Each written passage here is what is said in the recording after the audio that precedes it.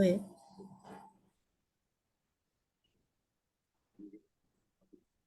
Good afternoon, everybody, and good evening for some of us who join in on this nice Sunday. I want to thank you, first off, for allowing the GLT to come into your homes, your offices, wherever you may be. At this time, I would like to invite Lion Norma Goddard, MJF, to lead us in prayer. Good evening, everyone. Dear Lord and Heavenly Father, we thank you for bringing us here this evening. We ask that those who are traveling are en route to connect to somewhere to get to this meeting, that you can bring them here safely. We want to thank the GLT coordinators and the land leaders of Sub-District 60B. And as we embark on our first meeting and our first session as part of the global leadership team for the Sub-District 60B, that you will grant us wisdom, knowledge, and encourage us and the other Lions to become part of a growing movement. And whatever we do this evening, we ask that we do it with your will, and you grant us wisdom, knowledge, and understanding. This we ask you through Jesus Christ, our Lord and Savior. Amen. Amen. Thank you, Lion Norma. At this time, I would want to acknowledge the GLT team, and I will start with Lion Norma Goddard, who just led us in prayer, who is the co-chair of the GLT. Lion Norval Young, who is a district assistant coordinator. Lion Dr. Ann Fenner, MJF, who is also an assistant coordinator. Lion Keisha Small, who is also a coordinator. And of course, myself, Lion Ron Stevens, MJF, who is, of course, the head of the team as coordinator for the GLT. Again, I want to welcome everyone this afternoon to this webinar, which is dubbed on succession planning. And it is something that, of course, we as a movement need to look at very seriously. The advent of COVID really played a number on our movement.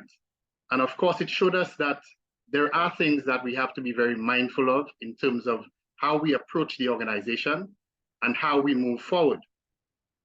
Even a volunteer organization needs succession planning. And sometimes we think it is not necessary, but it is necessary, because without a succession plan, we will be without a mission. We will be without attaining our goals. We would not be able to maintain that level of institutional knowledge and pass it on to those who come after us.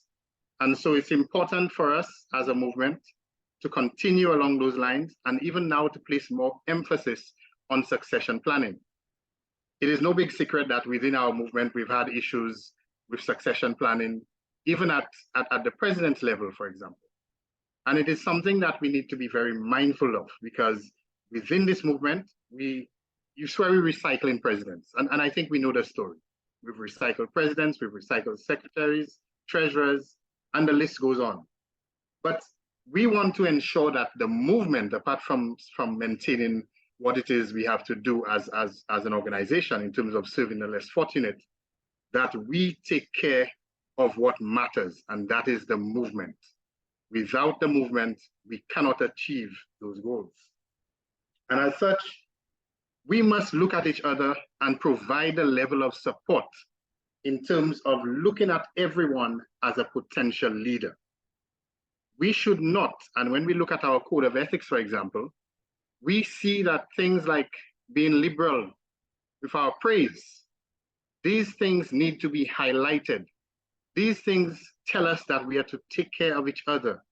These things tell us that we are supposed to be supportive. These things tell us that there is a long way to go in achieving our goals, and there is a manner in which to do it.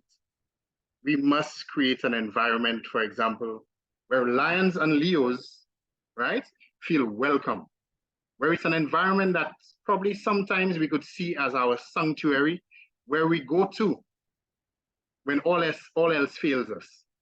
It is something that we need to take very seriously. I sat day before yesterday and I said, you swear we have a two-sided coin. It's almost like There are those who lead and don't get the support. And there are those on the other side of the coin who do not take leadership roles because they fear they will not get the support. And we need to try and bridge that gap and erase that sort of mantra that we have and provide support for everyone. We are a family, Lions and Leos, and I expect us to behave accordingly. That is the ideal thing.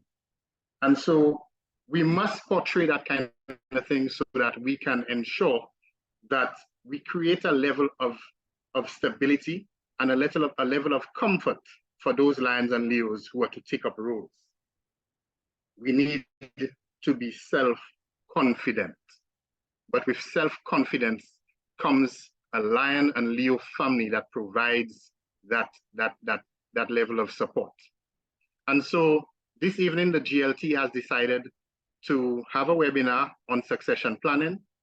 And we, of course, have invited Mr. Gaspar George, who will be introduced shortly, to make his presentation and to engage us. And the important word here is to engage us in terms of how we feel about it, what we have done with respect to succession planning.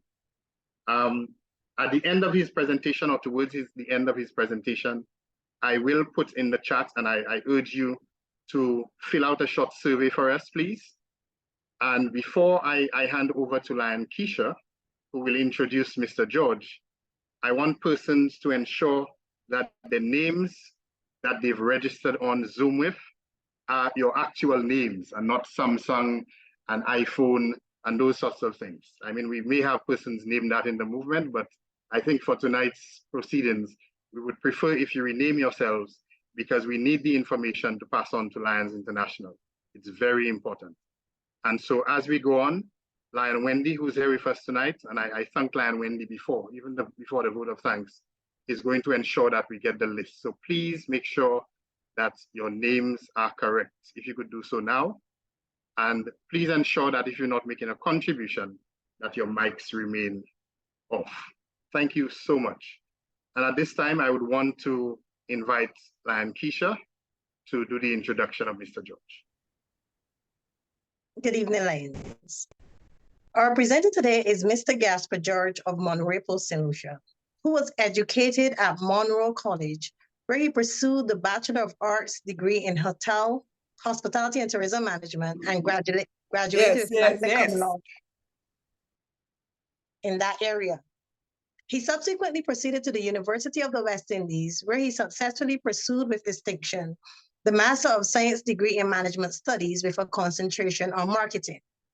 In his working life, Mr. George was engaged and gained experience as a real estate and marketing coordinator, a project officer in the Office of Private Sector Relations, a senior marketing and promotions officer with the St. Lucia Trade Export Promotion Agency, a business development consultant with St. Lucia Air Freighter, and currently holds the position of senior manager for business development and corporate communication with the St. Lucia Air and Seaports Authority.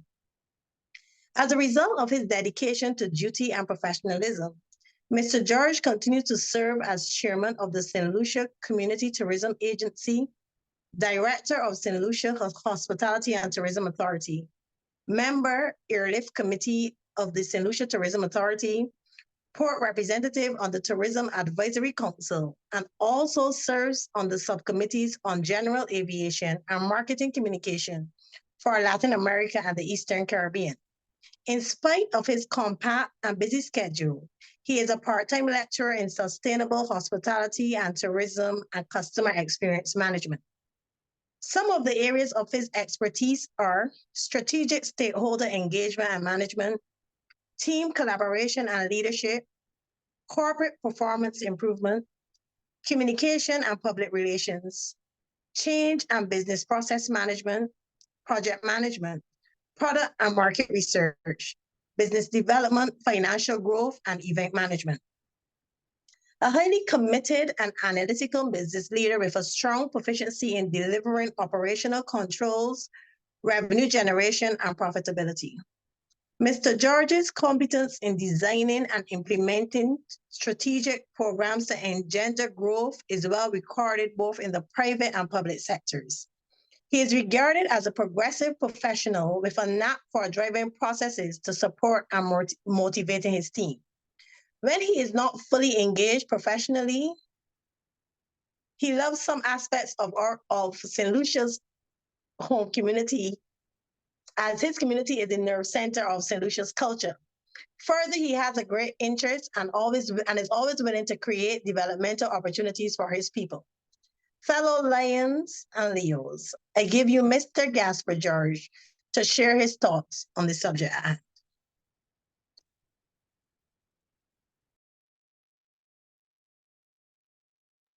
Team is small, Lion Kisha, or Lion Small. Can you hear me? Yes, we can, Mr. George. Yeah, I'm hoping that following this engagement, Mr. Stephen can officially invite me to be a lion with this chapter. I've heard a lot that about will be this. done. That's not a problem. That will be done.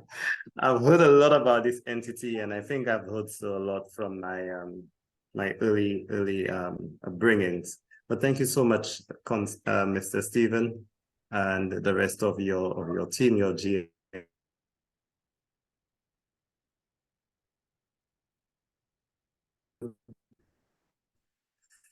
For inviting. By looking at the 83 or 80 plus persons in the room, I am certain that there are persons here who may have, I'm certain that there are persons here who may have some strong, perspectives or strong understanding of succession planning. But we normally always put succession planning and relate it to businesses. Like it's just a norm that we always try to find to attribute succession planning and aspects of that to businesses. I don't want to sound biblical today, but in that great book, it said that without a vision, the people will perish. And so for me, succession planning is really about putting strategies and visioning for whether it is a corporation or an organization like that of the Lions Club, to ensure that there is longevity. Your club and your institution is really focused on creating opportunities for people and helping people, the marginalized. It's one of service. But if we do not put things in place so to ensure that the future of providing service for people, the entity, as well as the people, may perish. And so the need for putting together and delineating an ideal succession plan is critical. So I'm sure that what I'm going to present to you or share with you today would not be strange to you, but perhaps it will be an opportunity for you to, again, reflect, put it into perspective, and perhaps look at some of those winning and simple strategies for yourselves to put together a succession plan for your entity. So just by way of ice breaking, I would like to just find out from you, what is your perspective on succession planning? And has it been any form of thought for your individual, I think you call it chapters, I'm not sure, where succession plan and for future for your varied areas where it's concerned? I'll just take about 2 or 3. You could just chime in and share your thoughts or share. Anyone?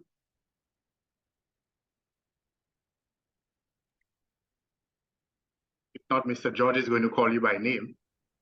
Oh, so I will.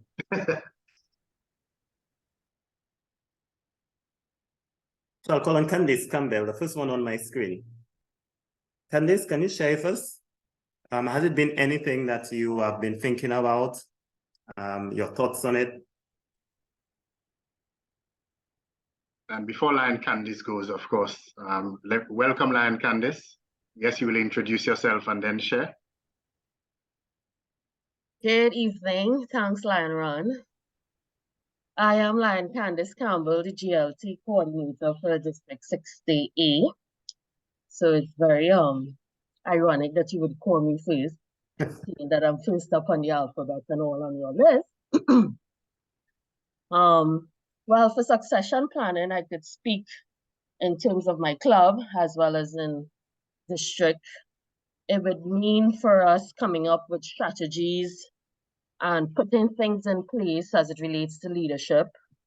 Finding out or grooming who new potential leaders could be in order to pass on the know-how and the way that we do things within our district or our respective clubs, as well as to form some sort of policy so that there's a map in place for people to be guided by.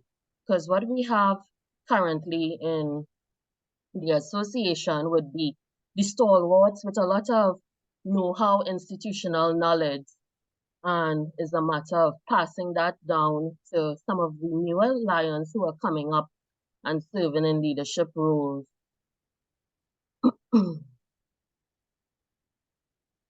Okay, thank you so much for that. I will take a keyword from you right here, and that of creating a roadmap. I like that a lot, because succession planning is really about looking ahead, looking beyond, while you quickly glance at your rearview mirror to see some of the pitfalls, areas you might have gone wrong, or even assessing what may have happened in the past. Thank you so much for that. I see that there is also Sharon, I think it's Sharon Harris.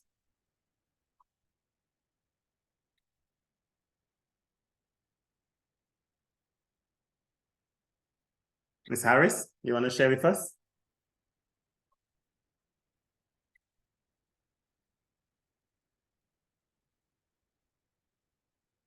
Okay. Okay, I'll pass on Sharon. Philip Fidley. Just share with us, please, if you may.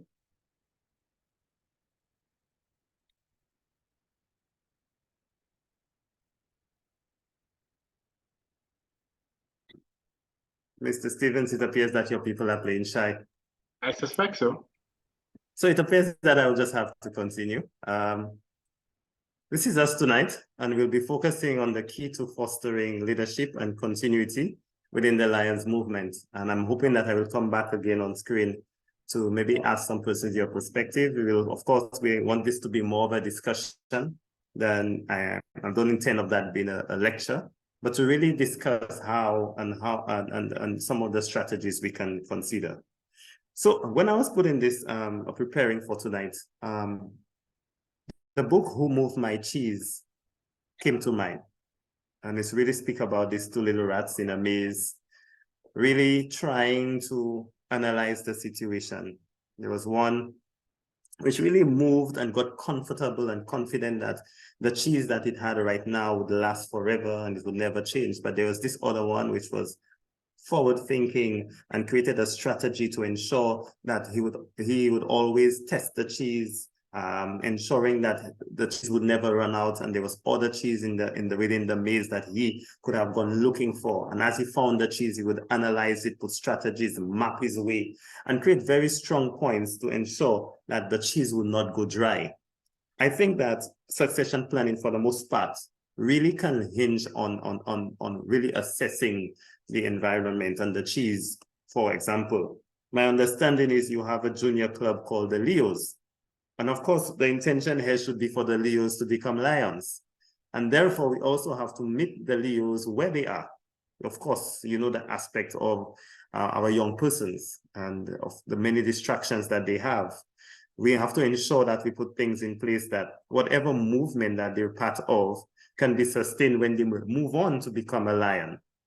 So it's necessary to meet them where they are, and of course, nurture and really make them to become and prepare them to sit in the seats that we have right now, or you have right now within your GLT and your Lions movement. So tonight I am going back to basics, just as you would do in preschool, and I'm pulling on that word succession.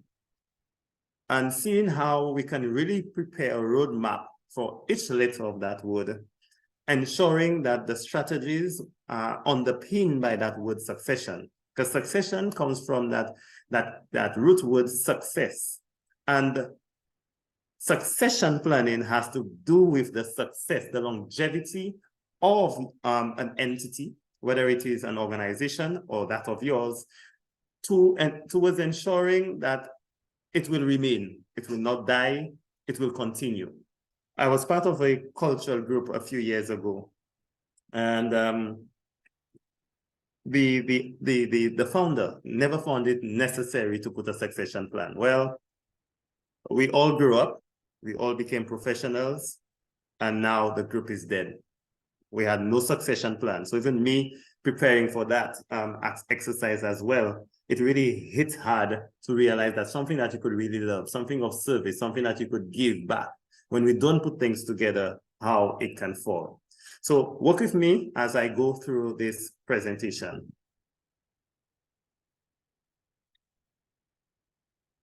So the first letter, of course, to succession is S. And we want to underline this with the word strategy. And so we're saying that if any succession George, just plan, one it is second. necessary. You're not sharing your screen, Mr. George? Am I not? No. My apologies.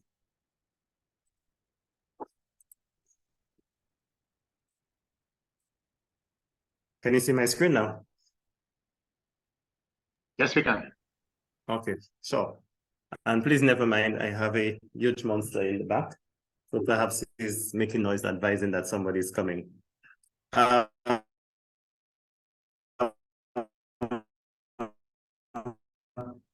In creating a succession plan, one must ensure that they put together and define the ideal strategy.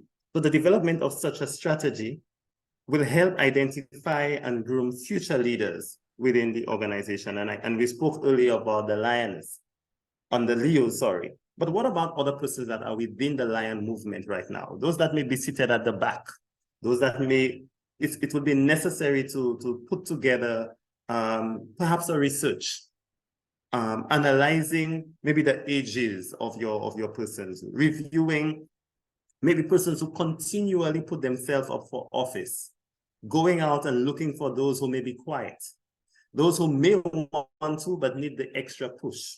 And so a strategy must really identify and groom those future leaders within the organization. The second point, of course, we're looking at is defining the goals and the outcomes for the succession plan. So in your strategy, and when you're defining that strategy, you must, of course, just like you do perhaps in your varied businesses and your varied undertakings, even for your personal lives as well, you define goals on what you want to see happen. So just as with that, you would have to define those goals and those outcomes as a critical part of creating that strategy for the succession. So in that, you have to ask yourself, what kind of leaders do you want to develop? What are the attributes you want to develop for those leaders? What skills and qualities are essential? Okay, and this is very, very critical in putting together that strategy. Also, as part of it, you have to involve all of your relevant stakeholders in that process. And for you, that might even be the persons you serve. What are the relevant, who are these stakeholders, sorry, and how do they really contribute the impact that they would need from your service that you give to them? So that really is including the current leaders, the potential successors, the members.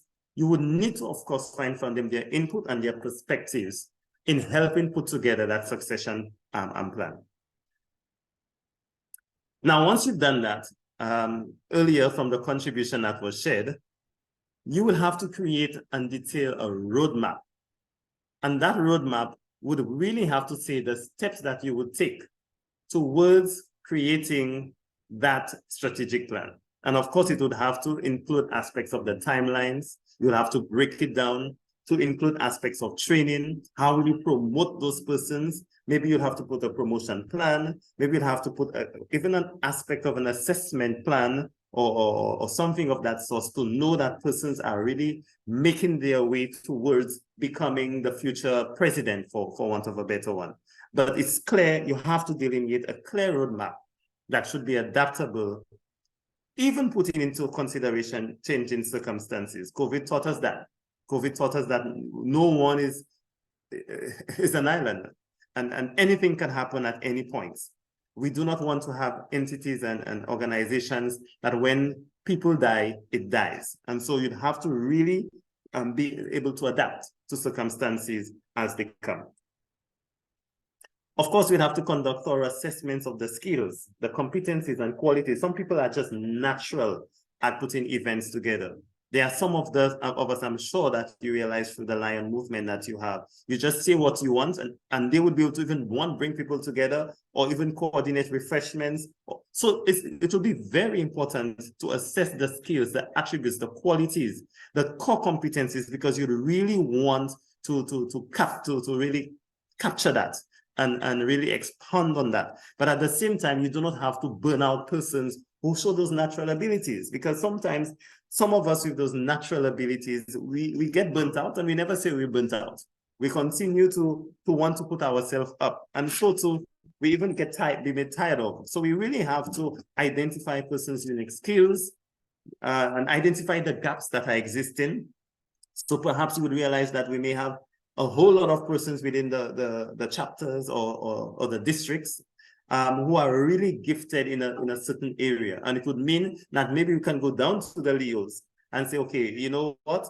In order to really fill that gap that might be missing, for example, gathering sponsorship, we would really need to get somebody or onboard persons in that way who can literally have those skills, or we could engender those skills and those qualities in those persons towards getting to where we want to go. And so that is very, very important to do. And of course, the final one, ensuring that your succession planning strategy is designed for the long-term sustainability. So it's not for today, but it's for tomorrow and for the generations to come. It should be an ongoing process. So it doesn't stop at one place, it continues. And it has to evolve as the organization needs and the dynamics of that organization change. So on the strategy standpoint, there are important points that would work well both for the organization and for the management of its and for its leaders in managing that strategy. So for the organization, the effective succession plan will definitely enhance the morale of your membership and the engagement, how they engage. It will provide a clear path as to how they develop and upward mobility within that organization. The benefit as well for your club, it will really clearly delineate a strategy that will align with your varied mandates and the future, and the strategic objectives of the leaders within your movement, ensuring that the future leaders possess the necessary skills and the qualities that will be needed to drive the organization and your various districts forward. And for the leaders themselves, it will really provide more of a panoramic view for succession planning as an ongoing effort, continually involving the strategy to meet your varied needs as from a leadership standpoint. And of course, ensuring that stakeholders and everybody participates in the process. The U, of course, is really underpinning some of the points we spoke to earlier, which is basically uncovering talent. Very necessary. So we're talking here about actively seeking out and uncovering hidden talents and potential leaders within the club.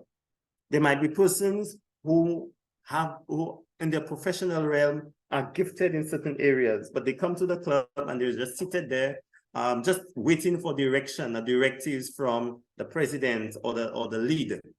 It is necessary to find those hidden talents. It can be a basic thing as someone who can crochet.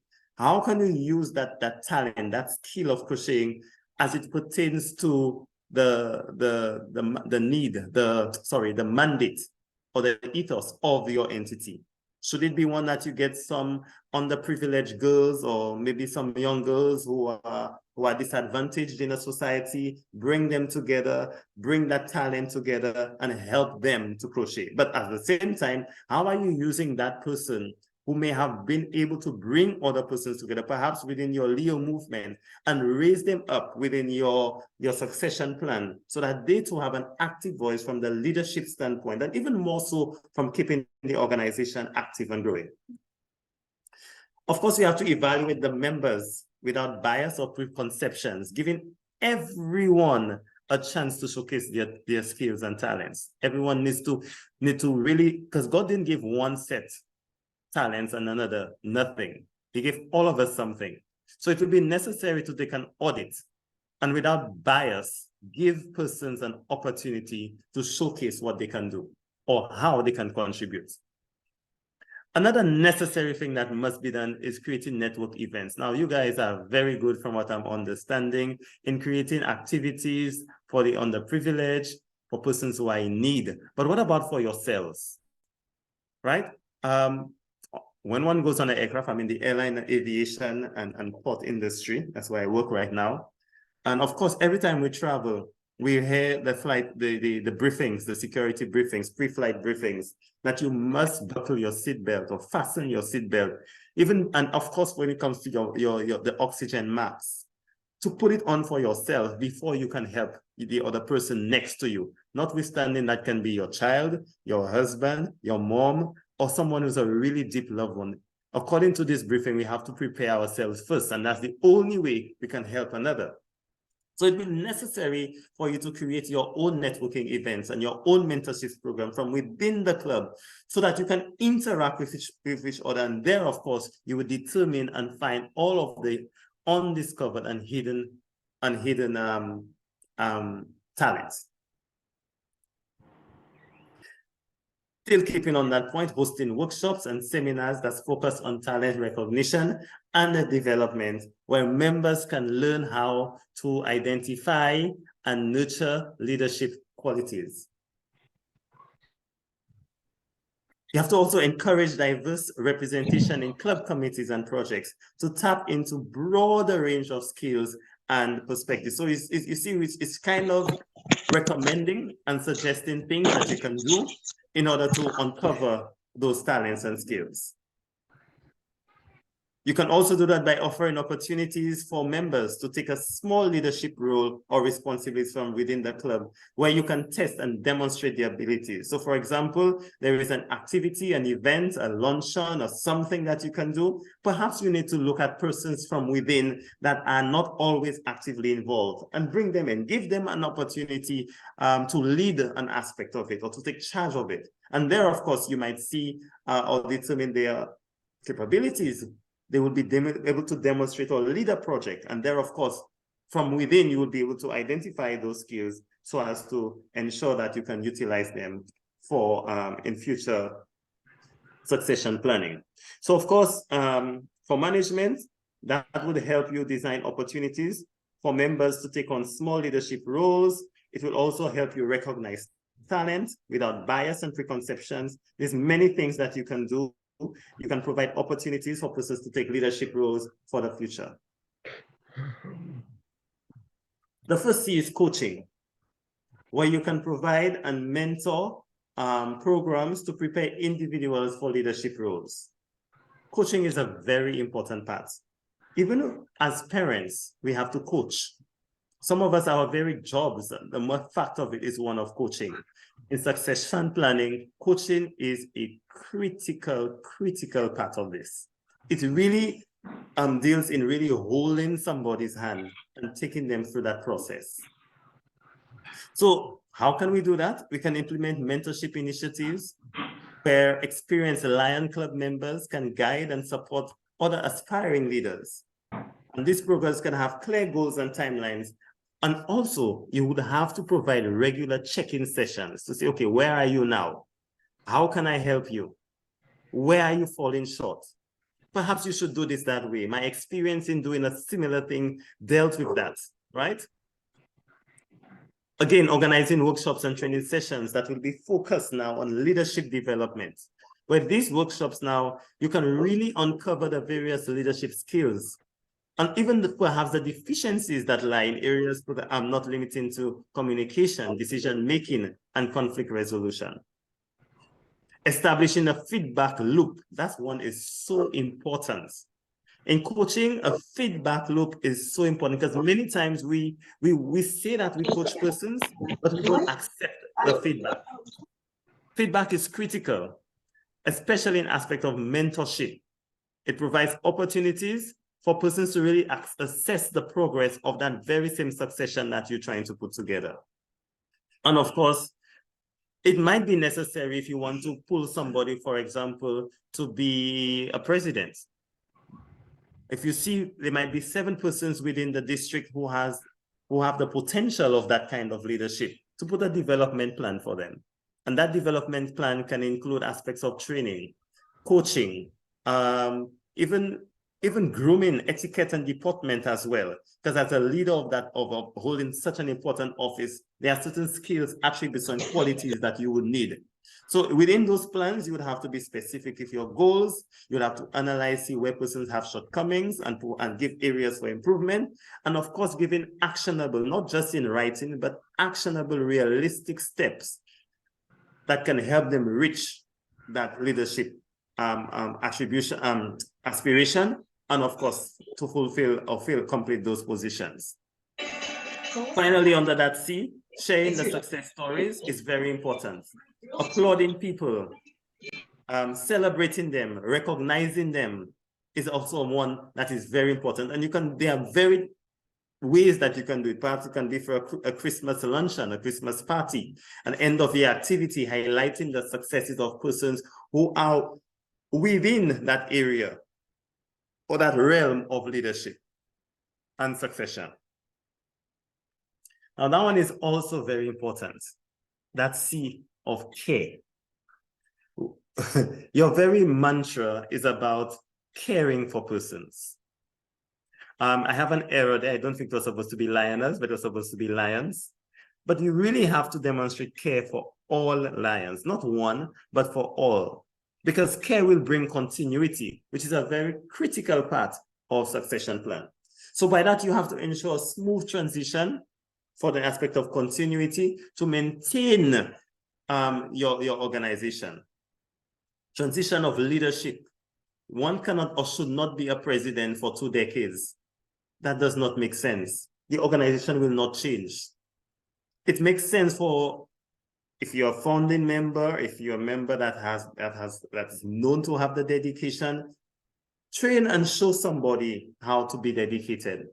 Show the care, because continuity is important. Provide individualized support and encouragement to members by acknowledging their unique strengths. So you realize I keep on talking about acknowledging, going down and look for what you may have not been seeing within persons, within your movement, within your district, and find out how they need help so that you can have them become that leader that you want. Establishing mentorship programs where experienced leaders guide and empower emerging leaders, fostering a sense of care and mentorship within the Lions Club. Let's go down to the Leos. Have you really been going down to them and finding the leaders there who can be leaders within the Lions movement tomorrow? How are you actually onboarding or finding or having Leos to join the Leos movement? Perhaps we can find how we are mentoring persons, because that too will even have a social good. We may be able to move some persons from the streets and get some guns out of their hands if we come up with a mentorship program towards succession planning and continuity. How do we form dedicated committees and teams that will be responsible for succession planning? Maybe that is another approach that you can use. Put together a steering committee with a focus, maybe by district or combination or cluster of districts. Maybe you can have 3 districts within a certain geographic area, form a cluster, and that cluster would have a specific responsibility as a committee for succession planning by using different strategies and creating that ideal roadmap. So to ensuring that you are executing that plan or delineating or putting that plan together. What about prioritizing knowledge transfer between ongoing and upcoming leaders, enabling a seamless transition by preserving your knowledge? So here we're talking about knowledge management. How do you manage all the history, all of the information that you have? We know we talk about institutional memory, but how do you transfer that? Institutional memory should not stay with somebody. It should stay within the organization. Are you just doing your minutes on notebooks? Are you moving now to perhaps Google Drive? Because, hey, the Leos you have down there, you know that's where they are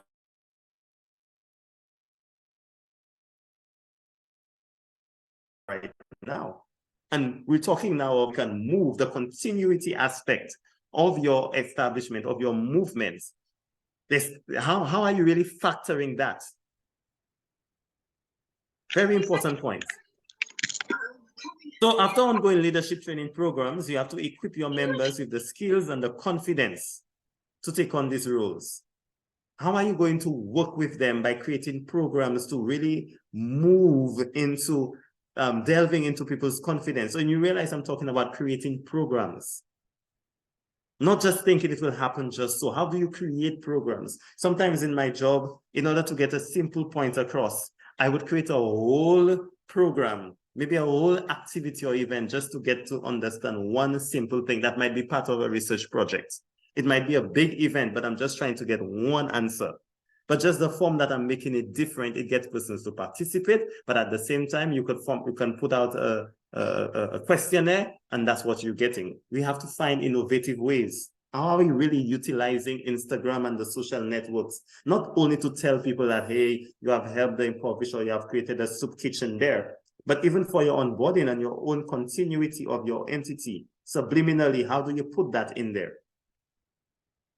The first is evaluation. So in that roadmap or preparing for a succession plan, it will be ideal to evaluate. Now, I spoke about creating research projects a while ago. That's one way you can evaluate. So let's go for a first slide, a few points. So one, we're talking about regularly evaluating the progress of potential successors and then adjusting the plan where it is. So you have put somebody into a process, you started putting together the roadmap for that person, but you also have to go back and monitor and evaluate that person, because you may have to adjust it. Perhaps they're not ready as you think they are.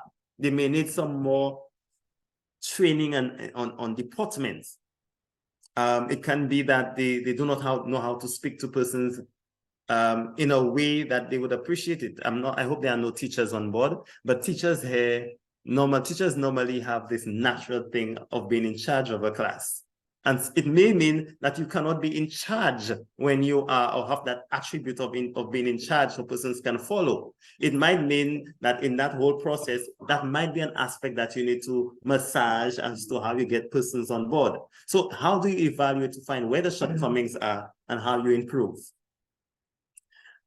And in that, of course, we always talk about KPIs in our individual jobs, but in succession planning, as part of the evaluation and monitoring, you have to establish KPIs to determine how the person is moving along in achieving that objective that you want them to achieve, to become that leader. So that is really developing matrices, and that can be both qualitative and quantitative matrices. It can be just as it relates to putting projects together. And really getting them engaged in club activities. How many hours are they doing? How meticulous are they in putting things together? The participation record in terms of persons being satisfied when they do certain things. Putting these clear indicators to help persons realize they are meeting targets or there are shortcomings and how you can help them in meeting those shortcomings. And you see feedback come again. We spoke about the feedback loop earlier, but in the evaluation process, it's very important to give constructive feedback and have open and constructive dialogue so that persons can identify the areas for growth. But you don't only want them to identify, but you must also put a plan to help them improve on those areas where the shortcomings are. Now, in our organizations, we all do 360 assessments, but how well it will be For example, if you have one of the activities to put a soup kitchen together, would it be bad to go sit with one of these very beneficiaries and assess that very person? How good was that initiative? Was the soup, did it have enough salt? But let's look beyond just the soup. Let's look about how it made you feel. When you dealt with that person, how did that person make you feel?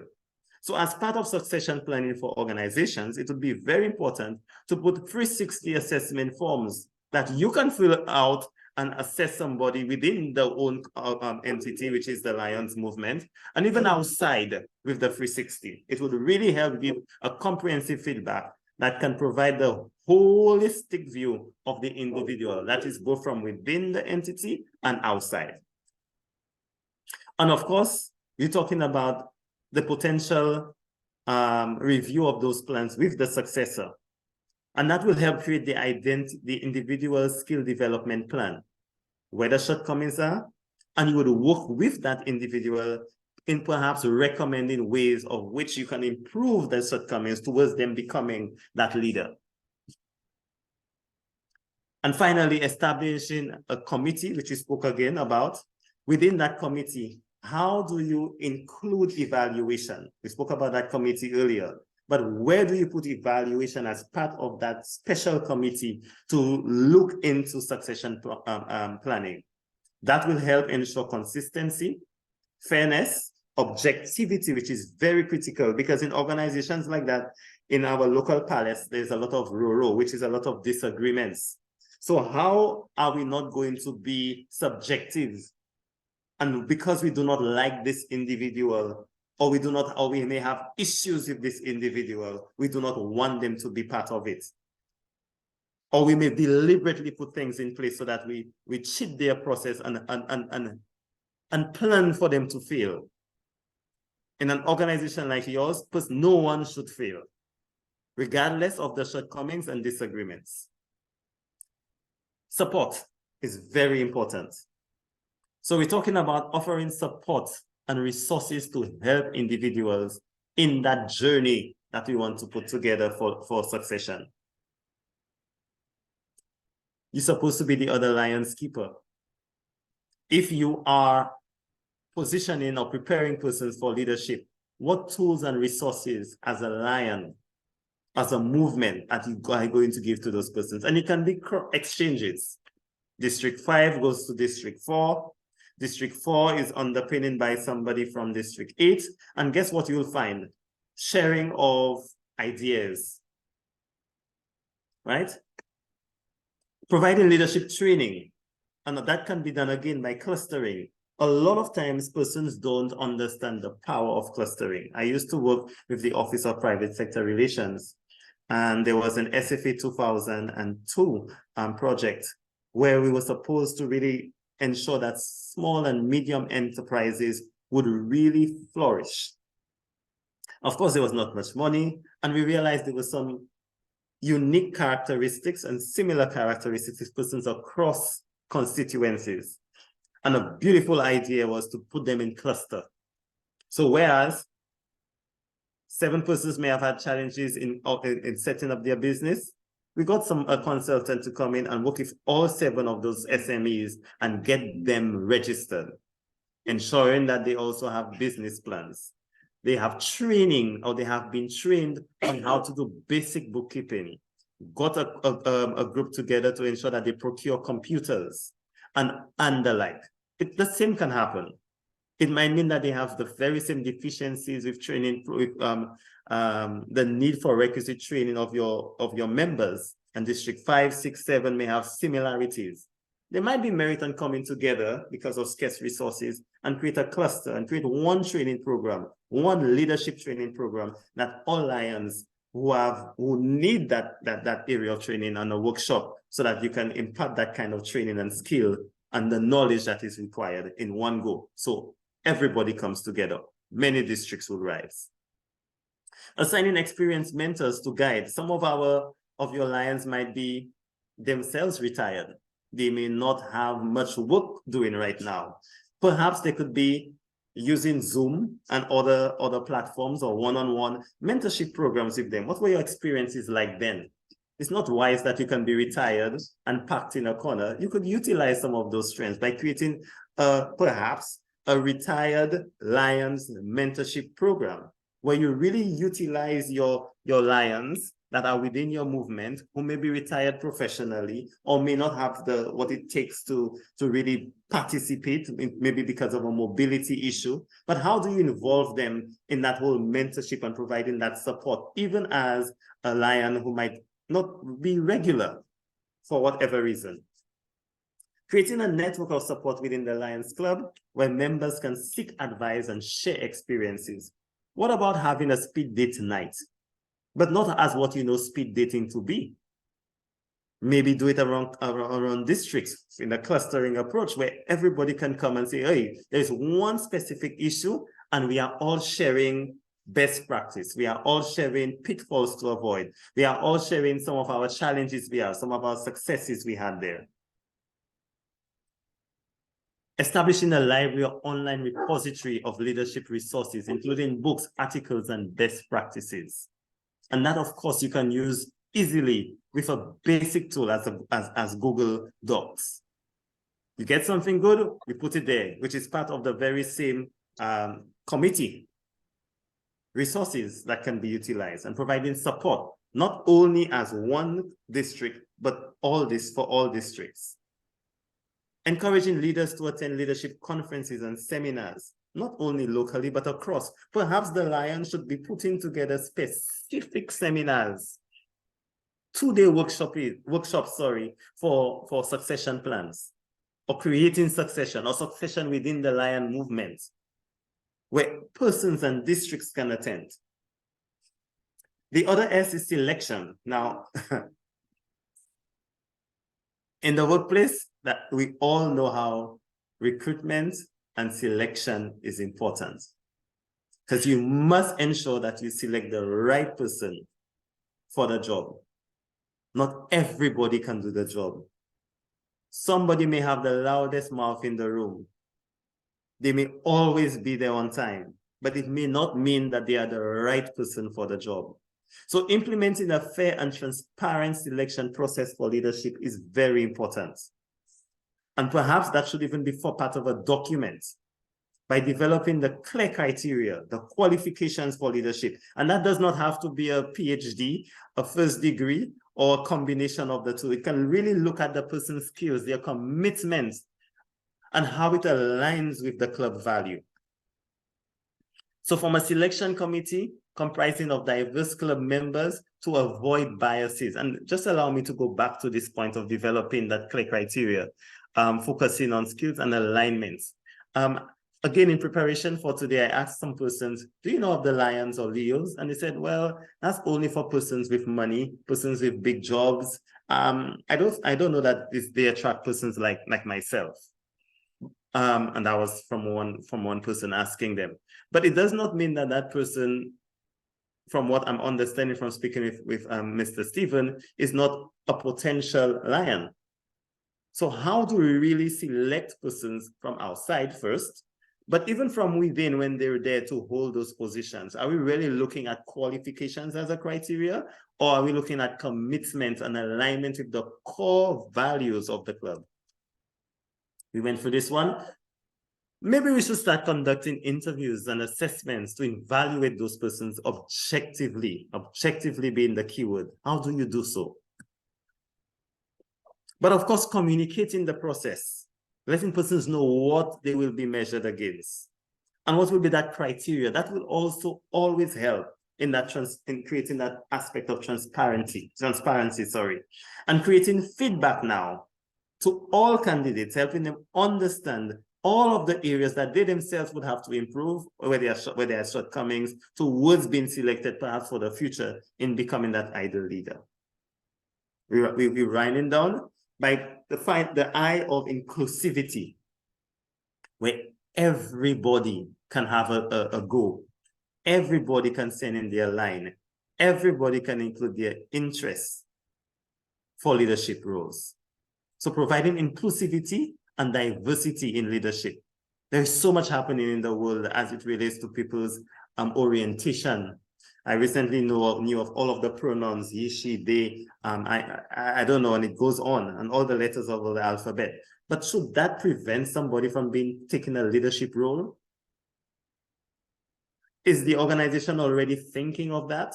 Or should that be part of its thinking? Encouraging members from various backgrounds and demographics to participate in leadership roles. Backgrounds and demographics. And I spoke to that earlier. Creating an inclusive environment where different perspectives are valued and respected. That we don't take it personal. And after the meetings, we don't go outside and lambaste the other person. But how do we bring person's thoughts, person's ideas,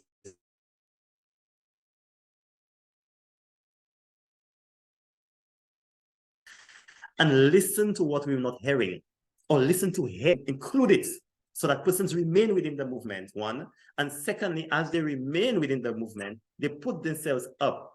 They put themselves up for office so that they can create the change.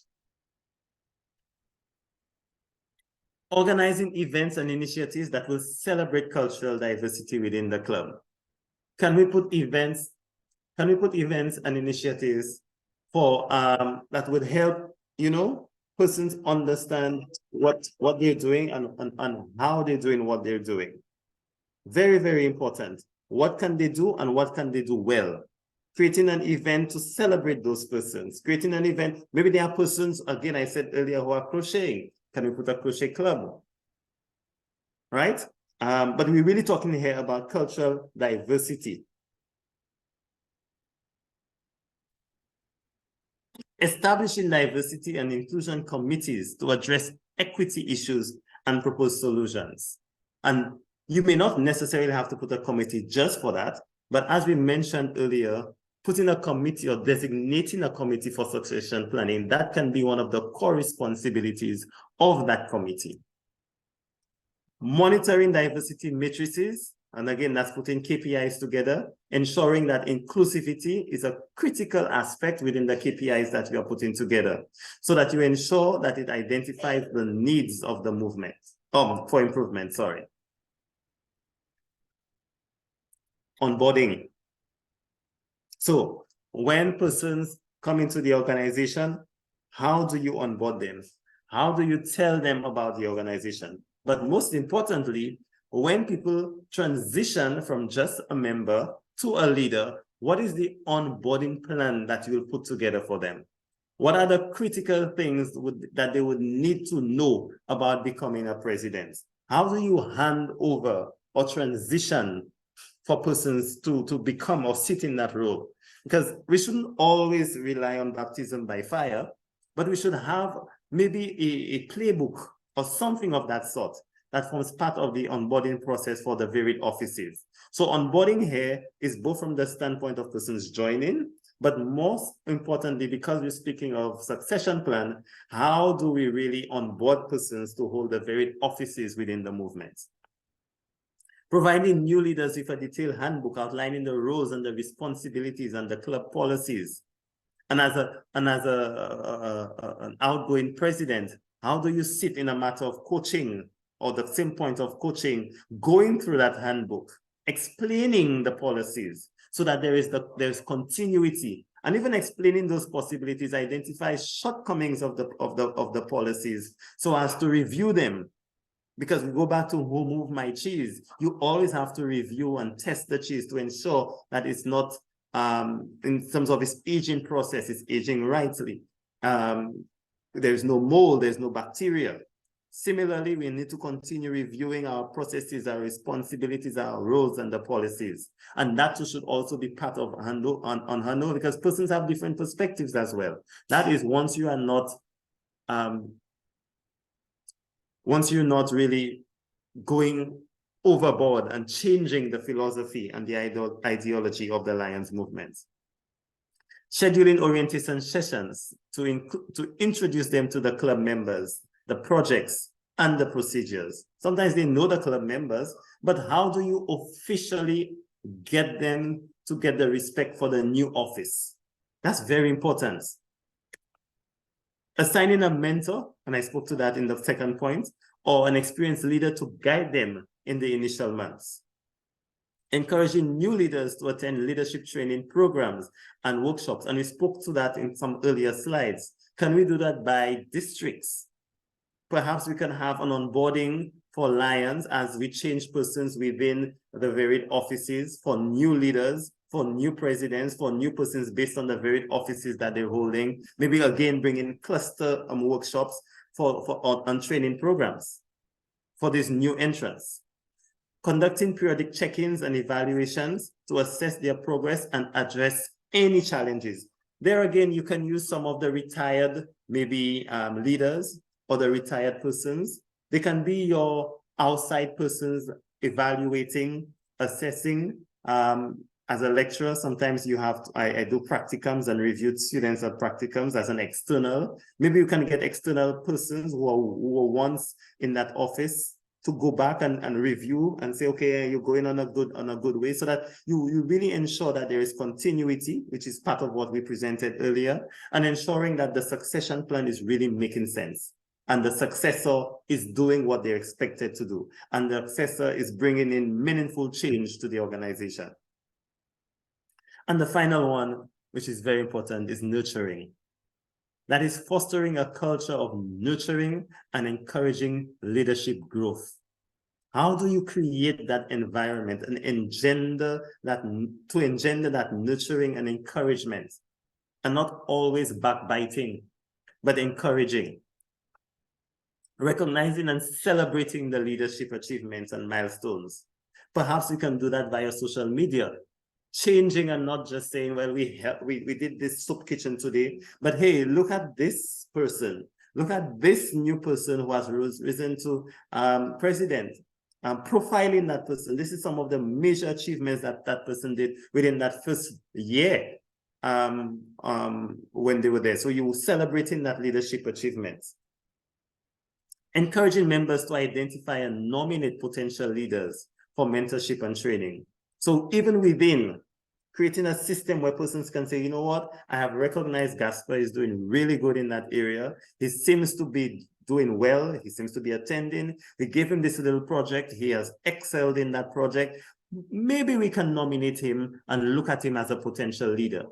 Especially that nurturing slide, ladies and gentlemen, should really be held very, very firm and strong for your Leo movement.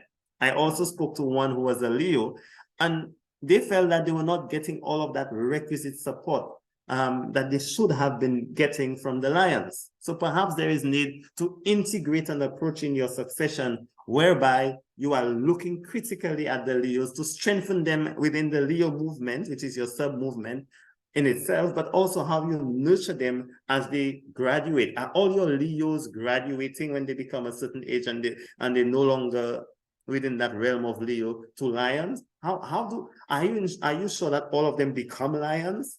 How are you going to nurture them to move from Leos to Lions? Because even when you may have some persons who were Leos who are Lions now, who have children who are within the age of Leos who are not even part of the Leo movement. And again, we're still talking succession when we speak in that like this. So if I used to be, and believe it or not, I have a 20-year-old or close to 20-year-old. If I used to be a Lion, my now 20-year-old should be within the Leo movement. Or if I am a Lion, my now 20-year-old should be a Leo, because I used to be a Leo, and now I'm a Lion. I don't know if you understand what I'm saying. So how do we put together a nurturing program that Leos become Lions, and as the Lions who were Leos grow and have children and their children grow, it's almost automatic because of all of this good stuff that we used to do, that they themselves and their offsprings become Leos. Creating leadership development committees, we spoke about that, to oversee growth initiatives. Establishing leadership awards and recognition programs that would motivate members to take leadership roles. So at the end of the year, biannually, how are we recognizing persons? And I see a lot of people only use social media to see what they did. But LinkedIn is an aspect of social media. How present is the Lions movement on LinkedIn? Can you create a social media calendar where every week you feature a Lion, every week you feature a Leo? And perhaps you don't do that just by a write-up. but maybe you create a little 45-second reel or 45-second video meeting the world where it is right now, celebrating and recognizing either the person as a leader or how that person has climbed to become a leader, or how you've nurtured Leos at the bottom to become leaders. But how are you now modernizing it so that it becomes fun, it becomes exciting, that persons join one, and also that persons who are within are encouraged to do more to become leaders so that the movement in terms of its succession continues. Continuously communicating the importance of leadership and personal growth as part of the club's culture. Do you have within your club a newsletter? And I'm not talking about the old-fashioned newsletter. Do you have a weekly distribution of some of the good things that you're doing, utilizing, of course, WhatsApp, or perhaps having a special app just for Lion District 12, that this is your place that you go for information, and information is continually communicated to you? Do you have within your own structure someone who's responsible for communications that will ensure that communication within and external to the move to the district is consistent, and that persons are tuned in and getting it, but we're still keeping that to nurturing? So that's it for me, really looking at what is a succession plan. And I didn't want to take too much time to explain what is a succession plan. I think almost everybody on this call knows what's a succession plan, but really making it thought-provoking, that you now could go within yourselves based on what was presented. And I'm sure that those slides will be shared with you, which is why we ensured that it was branded already for Leos and Lions. You can literally take it, look through it, analyze it. Perhaps I realized that this interaction was recorded. I don't know whether it's for quality purposes or what have you, but let's ensure that you look at succession plan critically, because by all indication, you have a very nice movement. It's an international movement. I understand that it opens doors. I have not received my invitation, Mr. Stevens, but I'm hoping that after this call, I will become a Lion for whatever district. And of course, we can really change the world one step at a time, but most importantly, ensuring that there is continuity.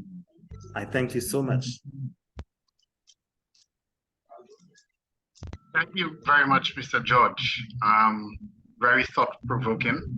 I want us to look at what was presented today in terms of the acronym and what it represented. And as such, I think it is quite evident that although we're an organization which has been in existence for a long time, that what was presented can be used by us Lions and Leos to better our movement and to better ourselves. We looked at the strategy. We looked at uncovering talents. Mr. George spoke on coaching, on care and continuity. And that one for me touches home in terms of caring. It's something that I've always spoken about in terms of how do we treat each other.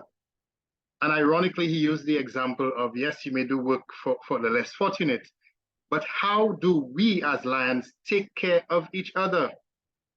How do we put on our mask first before we serve others? How do we make sure that the person next to you is okay without being too intrusive? And as Lions, we have to go back to the drawing board when it comes to the family concept.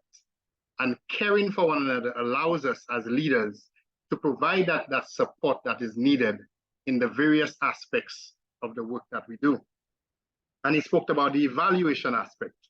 We looked at support. Again, in my introduction, I spoke to two types of individuals: those who are leaders and get no support, and those who are fearful that they will get no support and do not become leaders.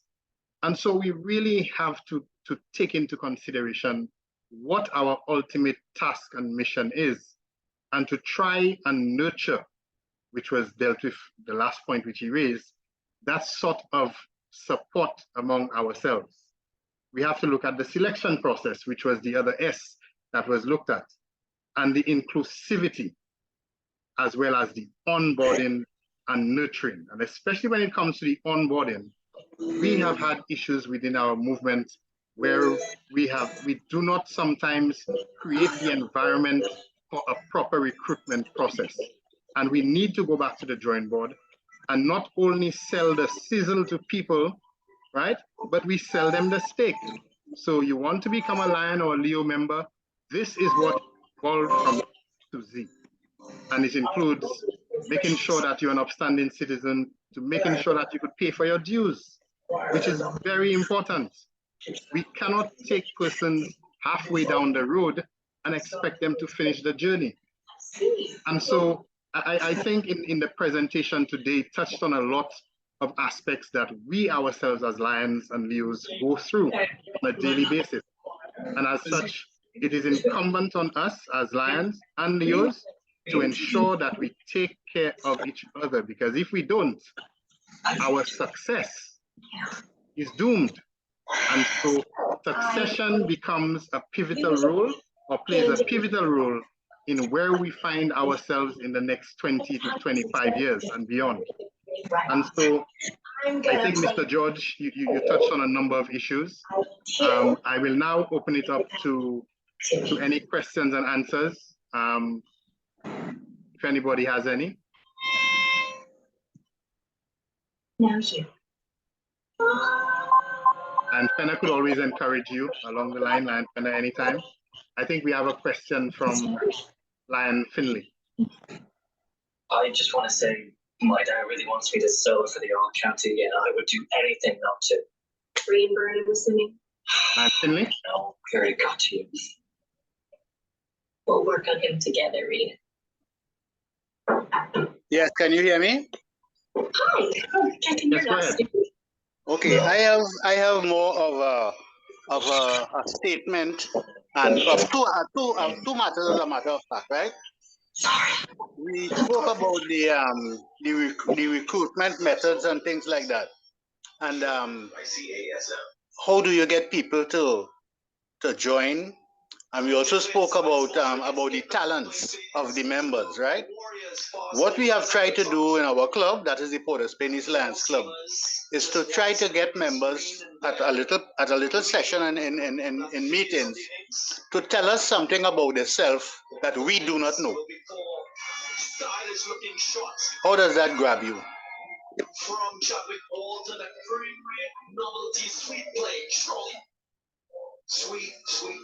So George, I think the question was for you, I'm assuming? Or was it for me? Come again? I didn't quite get the question. Okay, the question is, do you think that we are on the right track by asking members to, because when you are doing recruitment, you get a lot of information about members, about persons. Mm-hmm. But when they actually become members, there are still a lot of things that you may not know about the people. Mm-hmm. And we try to give them an opportunity to tell us things about themselves that we do not know. Mm-hmm. Do you think that is a good practice? It all depends on how you do that in terms of understanding and learning about your people. That's why I recommended in my sharing that it makes sense to create activities and events to ascertain or obtain information that you're seeking. So perhaps you may have to create maybe an onboarding session where you make it exciting to discover who you're bringing on.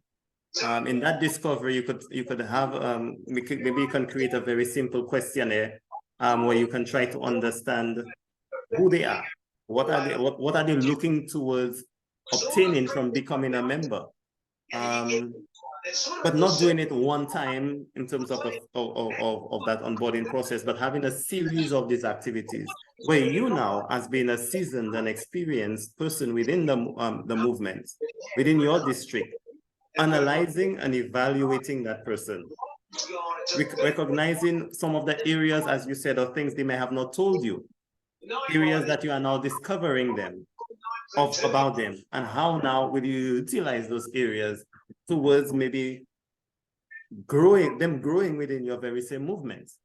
but you will not, as you rightfully say, know one thing about or everything about somebody in one go. Hey, we get married and we are in relationships and marriages for years, and we never know everything about the individual.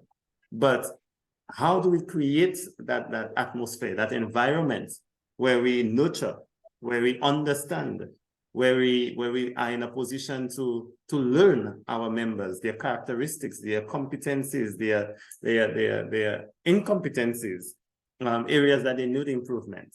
Okay, I hope that satisfied your question.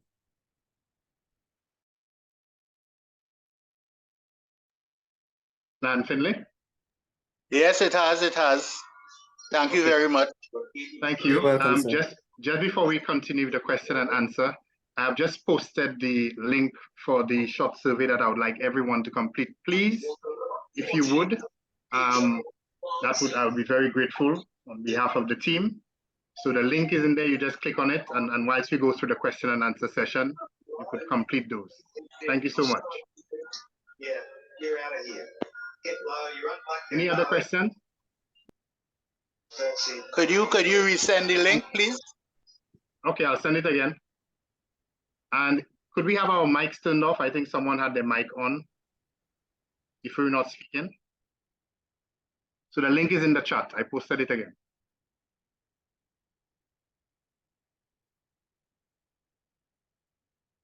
Any other questions? I was hoping there would be a lot more. I see them coming. Hello. You're still Hi, with good me, or evening. the floor is Go ahead. open? Go Yes, ahead, can I ask Lion. my question or not yet? Lion DG, yes. Yes, thank you very much. Welcome, Lion Wonderful DG. discussion so far. I was very impressed with the fact that the moderator or the lecturer said to speak about websites based and so on and to attract people. We in Lions and we in the multiple district 60 and more specifically 60B, we have all of those, and yet we find it really hard to get members to utilize these tools which we have. We have our Facebook members prefer to use their Facebook page and their Twitter accounts and so on. We have a wonderful website, and yet you find it hard to get members to stay on our website and support us. So how would you recommend those of us who have the tools and yet the tools are being underutilized? So let's start with that probably. Very good question. And it's also a challenge that even businesses experience. Most times we create strategies that's around maybe one person or a group of persons. And when I say a group, maybe just over two. In my opinion, for a movement like that of the Lions, creating content, because that's what you're speaking to, that would attract and engage the required audience would involve also understanding what the audience would like to receive and how they would like to receive it. And so you'd have to understand, based on that information, how would you want them to react towards it? The only way you can get that is by engaging them.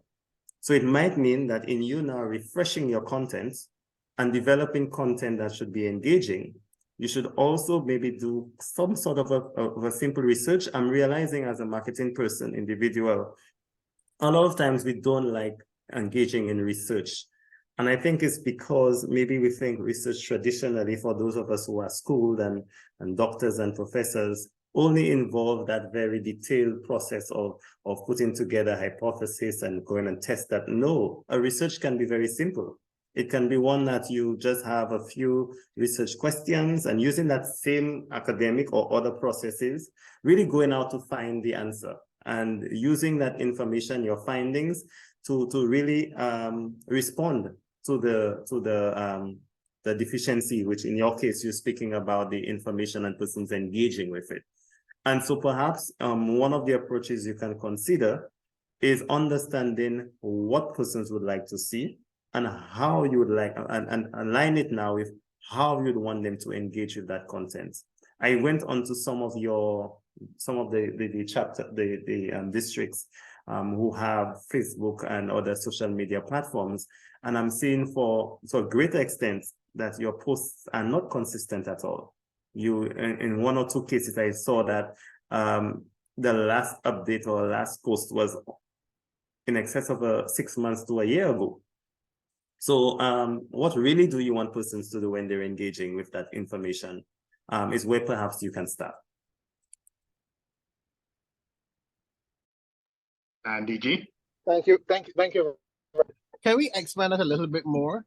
We in Lions clubs have an agent membership, and as such, you'll find that a lot of your older members are not as engaged with social media as you would expect the younger persons to be.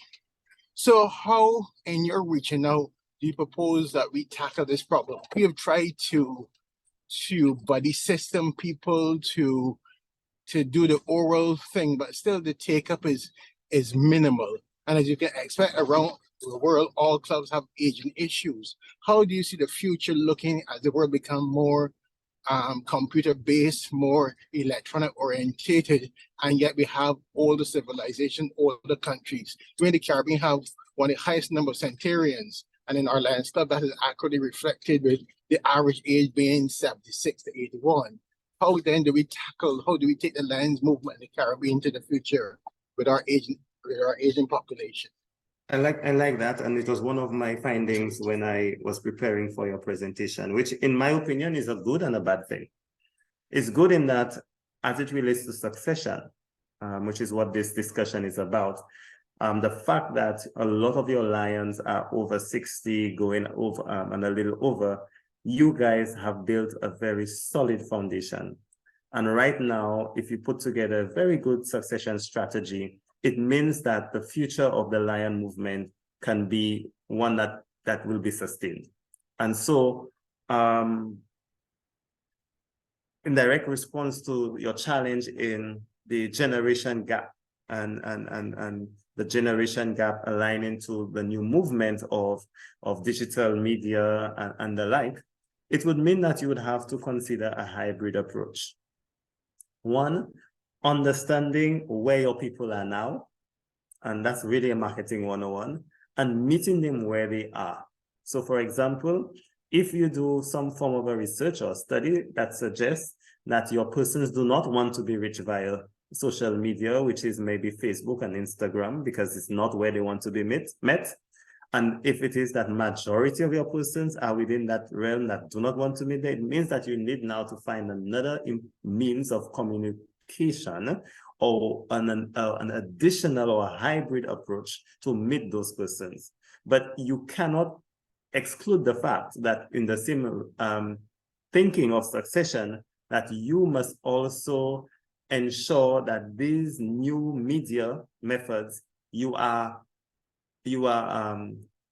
moving or attributing your policies, your strategies, your philosophies to really embrace them as well, because that would be what would ensure that the new wave of persons will be moving on a part of, especially when it comes to the Leos. And you've been hearing me speak a lot about the Leos, because again, in my research for today, I did speak with some of them, and that's a lot of what they're saying. So your point is very strong. But it's one that you may have to consider a true hybrid approach, so that you can meet your members where they are. Perhaps another consideration would be training, or really an orientation to these new forms or means of communication or social media and engagement. But you'd really have to understand and engage your persons to find out what they want and what the best means and modes that they want to do it. Go ahead, Lion DG. Thank you, moderator. My final comment on this here. I would just love you to just repeat exactly what you just said, because from the administrative point of view, that is exactly what we're seeing. Members want to do the face-to-face again, but haven't lived through COVID, haven't experienced hybrid-based meetings. I think that's now the way forward. We can't now throw away the baby with the bathwater after having birthed it from COVID. So I would like to underscore and overemphasize the point that we really need to look at hybrid means as we go forward, because we can't exclude our elderly members who are IT retired at the moment in terms of being slow to catch up, but also push the younger people to widen the horizon and try to embrace and meet the older people on that bridge. So hybrid ways is the way forward.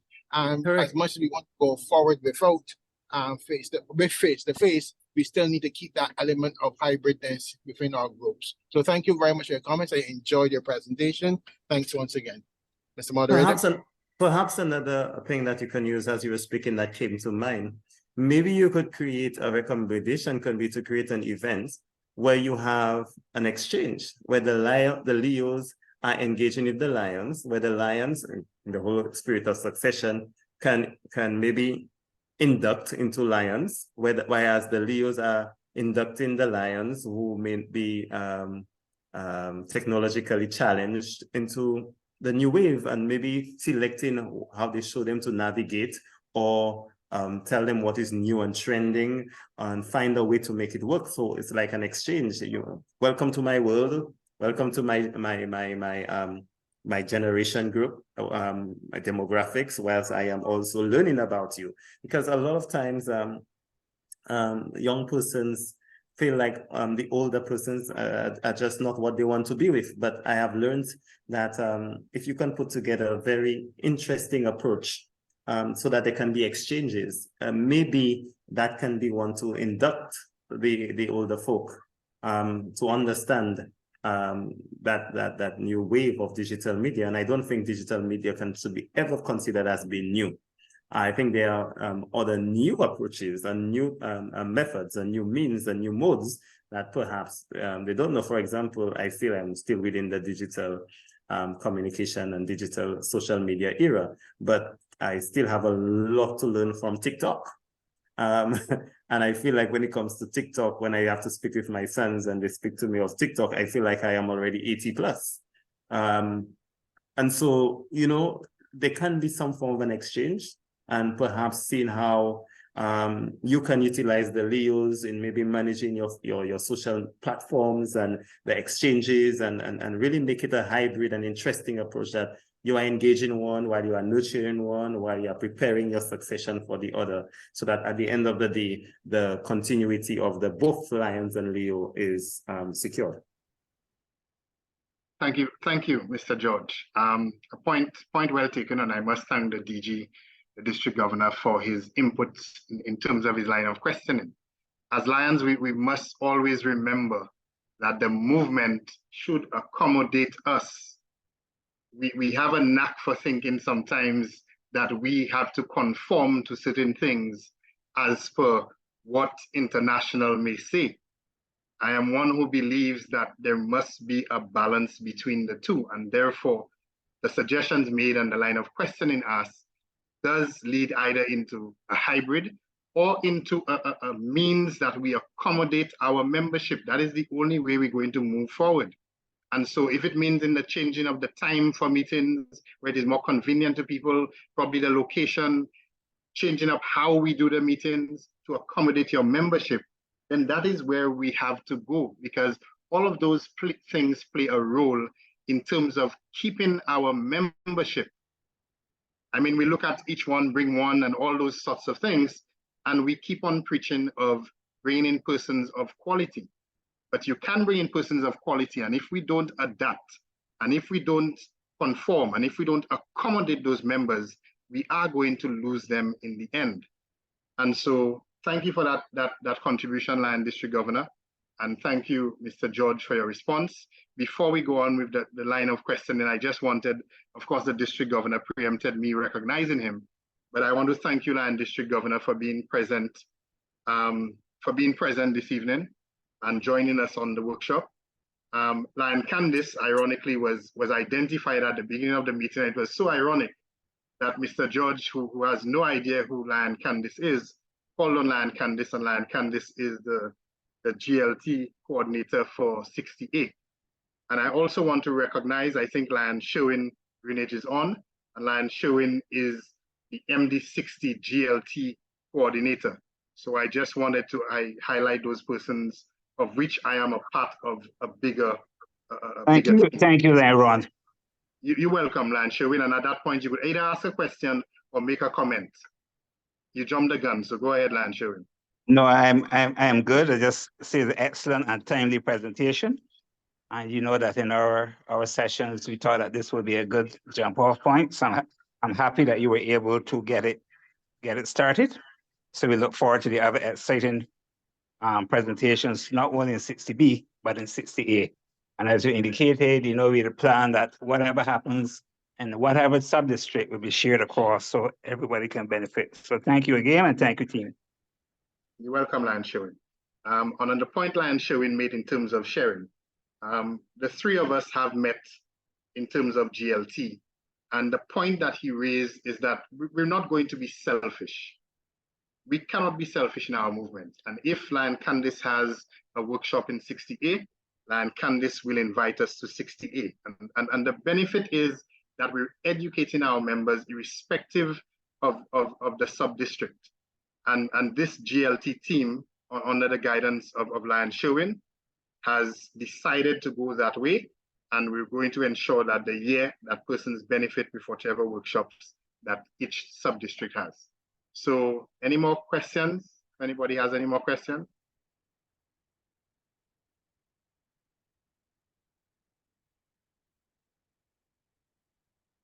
I take it Mr. George was thorough. Any comments? I can be heard anyway, but my session is stopped. Land sounded like land moving.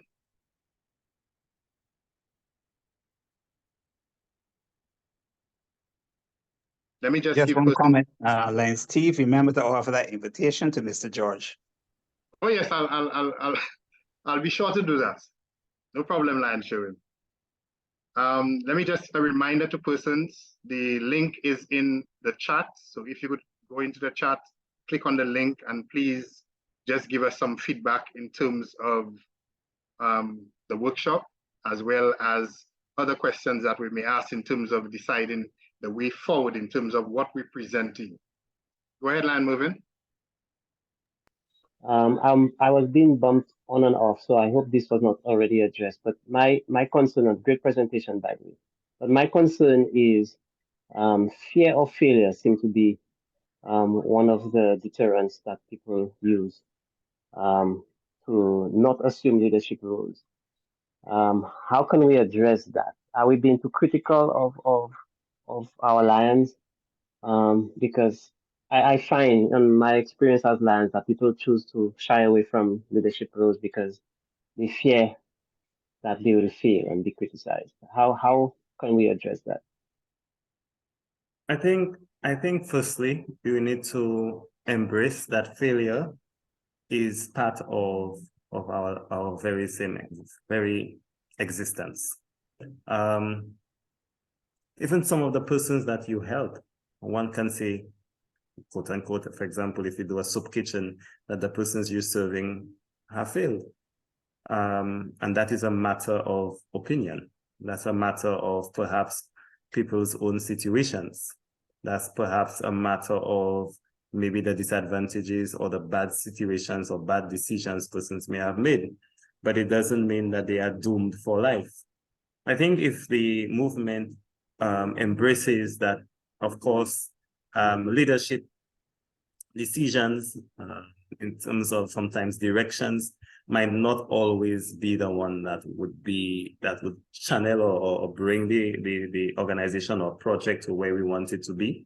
And also bringing in the aspect of coaching, the aspect of evaluation, because remember, we really went for that word succession, and take all of the aspects to help persons improve when they have failed, and to demonstrate, which is the key aspect of what the point I'm going to make, to demonstrate that we are caring for each other, and we will hold each other's hands when we fail, and we will not destroy or I think some Trinities call it move along, or really dissipate somebody's own willingness to participate or go up for leadership, is the change that we have to engender from within the organization itself.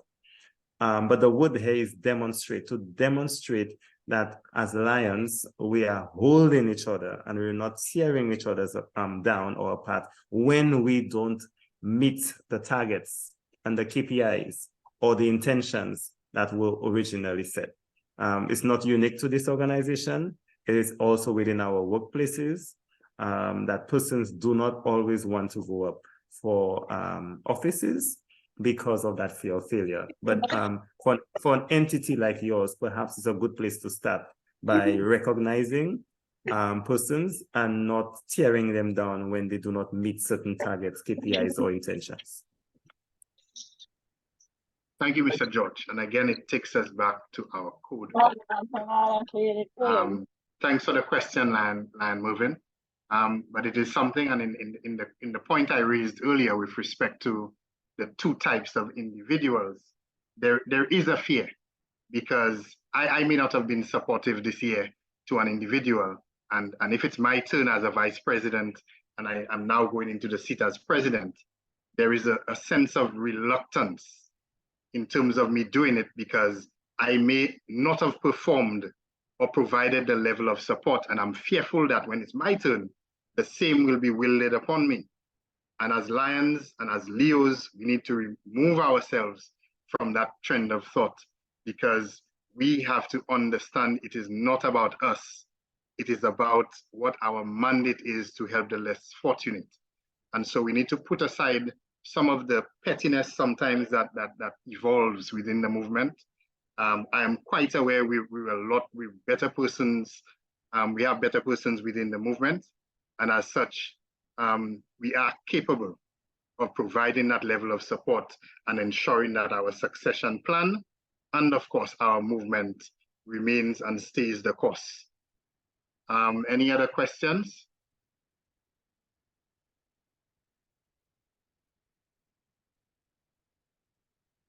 And Candice, you okay? Would you like to say a few words? If you're still on. Good evening, Lion Ron.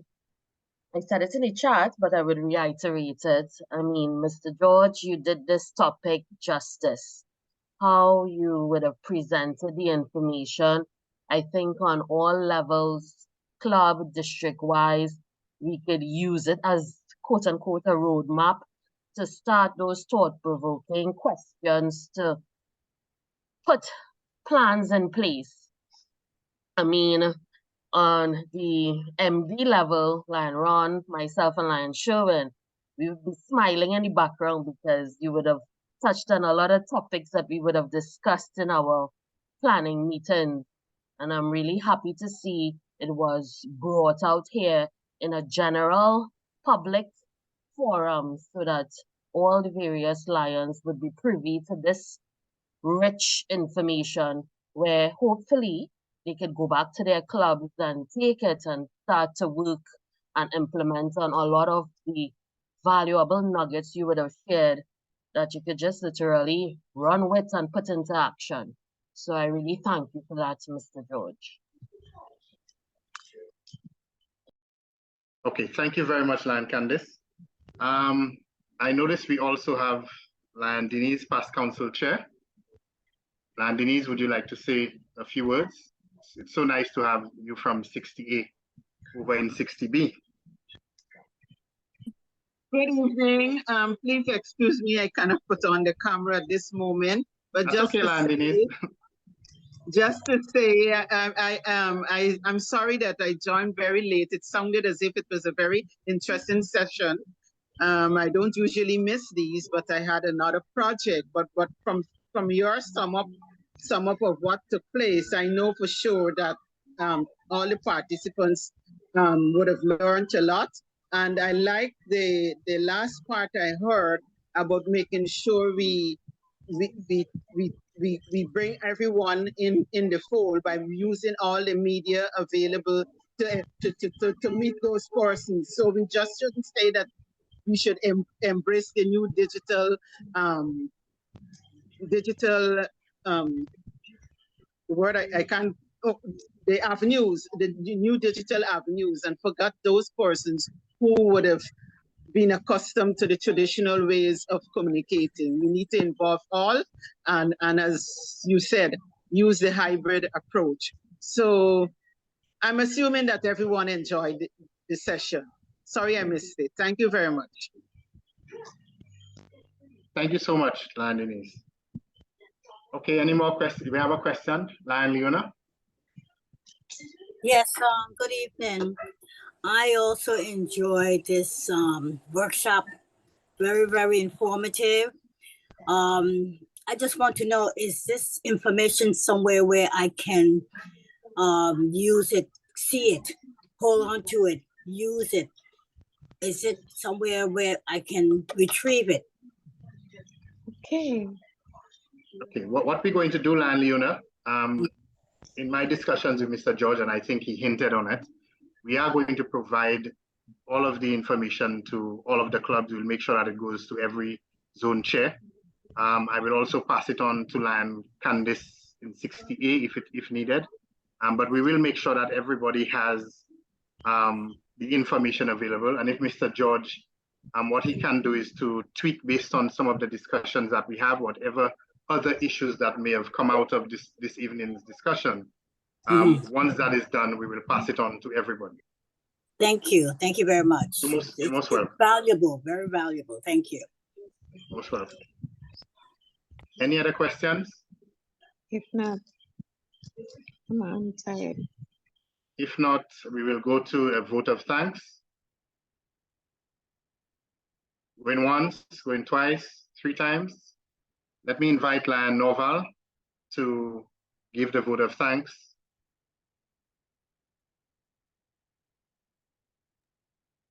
Yes, a pleasant good evening to everyone. Very, very wonderful session to kick off the GLT team sessions, and I hope everyone did gather a lot of information from it. First, we'd like to thank Lion Norma Goddard, MJF, for the opening prayer. Lion Keisha Small for the introduction of our guest speaker. Our GLT coordinator, Lion Ron, for the welcome greetings and the encouragement to start off. And also, mostly, our guest speaker, Mr. Gaspar George, for the terrific presentation. Very informative and educational from a different angle and approach to succession planning. And as you said, without vision, the people perish. As well as back to the GLT coordinator for the coordinating of the question and answer session. And we'd like to thank also Lion Wendy and the IT team for your support and management of the session and the IT infrastructure. Awesome job. But not last but not least, and most importantly, you, the audience, for your attentiveness, as well as for your questions and your comments throughout the session. Great job to all, and thank you for being a part of this one of our 4 sessions for the Lionistic year. Thank you.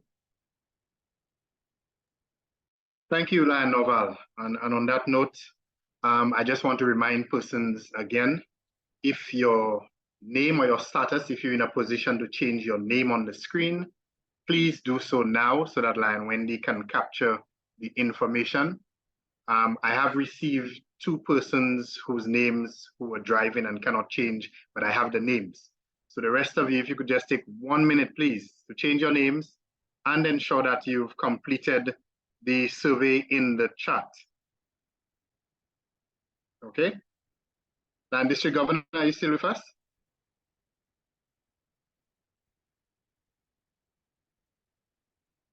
Okay, Lion Carlisle may not be with us. So if you could do so, please. But I want to, again, to add to what Lion Norval said, thank everybody for showing up, for giving us the GLT team part of your Sunday evening. We really appreciate it. It is going to be one of a number of topics that we've decided to take on. Some maybe with a twist, but it is important for us to understand that leadership brings with it many complexities, not directly in terms of the word leadership, but in terms of what are the other avenues and the other facets that make up a good leader. And so we're going to ensure that we pass on information to you once it becomes available. That will be done as early in this week. And I want to thank you again for attending. Thank you, Lion Norval. They don't normally thank the person who does the vote of thanks, but thank you for doing that. Thank you, team, Lion Norma, Lion Keisha, Lion Ann, and Lion Noval for having my back and being part of GLT. So I want to wish everybody a pleasant good night. Enjoy what's left of it, and take care, stay safe, and continue with your succession planning. Good night. Good night, everybody.